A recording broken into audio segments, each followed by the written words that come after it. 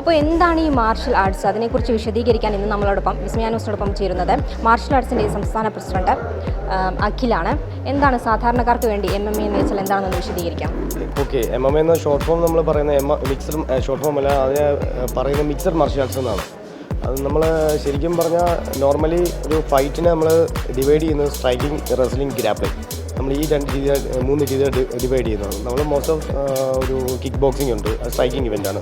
ഇപ്പോൾ ഊഷും കൂടെ വരാൻ സ്ട്രൈക്കിംഗ്, റെസ്ലിംഗ് വരുന്നുണ്ട്.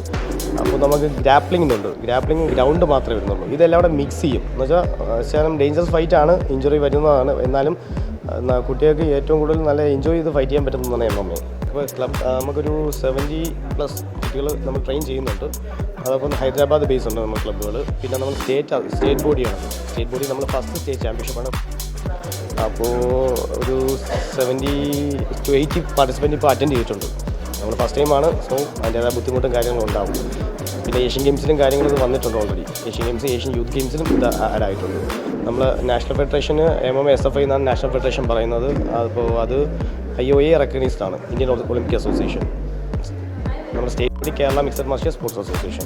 ഇത് ഗവൺമെൻറ് അംഗീകൃതമായിട്ടുള്ള ഒരു ബോഡിയാണ്. അതെ നമ്മൾ നാഷണൽ ബോഡി നോക്കുകയാണെങ്കിൽ IOA ആയിട്ട് റെക്കഗ്നൈസ്ഡ് ആണ്. പക്ഷേ സ്റ്റേറ്റ് ബോഡി ആയിട്ട് എല്ലാ കാര്യങ്ങളും കുട്ടികളുടെ സപ്പോർട്ടും എല്ലാം കിട്ടിയിരുന്നെങ്കിൽ നമുക്കത് ഓക്കെ ആകും, വലിയ വരും. ഒരു കുട്ടി ഇവിടെ നിലവിൽ കൊണ്ടുവന്നാൽ ഏതൊക്കെ തരത്തിലുള്ള പരിശീലനങ്ങളായിരിക്കും കൊടുക്കുക? ഏതൊക്കെ തരത്തിലുള്ള പരിശീലനം കൊടുക്കുന്നതിലല്ല, നമ്മൾ എന്തൊക്കെ നമ്മൾ സപ്പോർട്ട് ചെയ്യാൻ പറ്റും.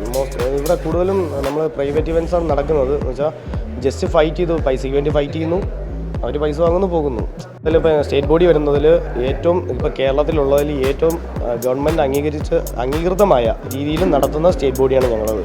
അപ്പോൾ ഞങ്ങൾ ഇൻ്റർനാഷണൽ ഫെഡറേഷൻ ഗാമയുണ്ട്, ഗ്ലോബൽ അസോസിയേഷൻ മിക്സഡ് മാർഷൽ ആർട്സിൻ്റെയും Asian mixed martial arts association ഇത് രണ്ടിൻ്റെയും അംഗീകാരമുള്ള സ്റ്റേറ്റ് ബോഡിയാണത്. അപ്പോൾ ഞങ്ങൾ ഫസ്റ്റ് സ്റ്റേറ്റ് ചാമ്പ്യൻഷിപ്പാണ് കണ്ടക്ട് ചെയ്യുന്ന. നാഷണൽ ടീമിൽ നിന്ന് നമ്മൾ 4 പേര് ഇവിടെ വന്നിട്ടുണ്ട്. ഒന്ന് ജിതേന്ദ്ര കരയാണ് നാഷണൽ ടീമിലെ ജനറൽ സെക്രട്ടറി. പുള്ളിയാണ് നമ്മളെ കോർഡിനേറ്റ് ചെയ്ത് എല്ലാ കാര്യവും സപ്പോർട്ട് ചെയ്ത് നിൽക്കുന്നത്. അപ്പോൾ അവരുടെ നേതൃത്വത്തിലായിരിക്കും നമ്മൾ മുന്നോട്ടും ഒരു 5 വർഷത്തോളം നമ്മൾ സ്റ്റേറ്റ് ചാമ്പ്യൻഷിപ്പ് നടത്തുന്നത്. കാരണം നമ്മൾ ഓരോ ചാമ്പ്യൻഷിപ്പിലും മിക്കുള്ളവരും ചുമ്മാ ഫൈറ്റ് ചെയ്തിട്ട് പോകുന്നു, എന്ത് പോലും കിട്ടത്തില്ല. നമുക്കിവിടെ കൊടുക്കുന്നുണ്ട്. ഒരു ഫൈറ്ററിന് ഒരു ഫൈറ്റ് ചെയ്ത് കഴിഞ്ഞാൽ 90 മിനിറ്റോളം നമ്മൾ റെസ്റ്റ് എടുക്കുന്നുണ്ട്. അതോടൊപ്പം നമ്മൾ ഒരു ദിവസം 3 ഫൈറ്റ് അലോ ചെയ്യും. നമ്മൾ ഇൻ്റർനാഷണൽ ബോഡി എന്താണോ അത് ചെയ്യുന്നത് അത് തന്നെയാണ് നമ്മളിവിടെ ഫോളോ ചെയ്യുന്നത്. അതിനെ കുറച്ച് ബുദ്ധിമുട്ട് എല്ലാവർക്കും വരും, പക്ഷേ നല്ലതിന് വേണ്ടിയിട്ടാണ്.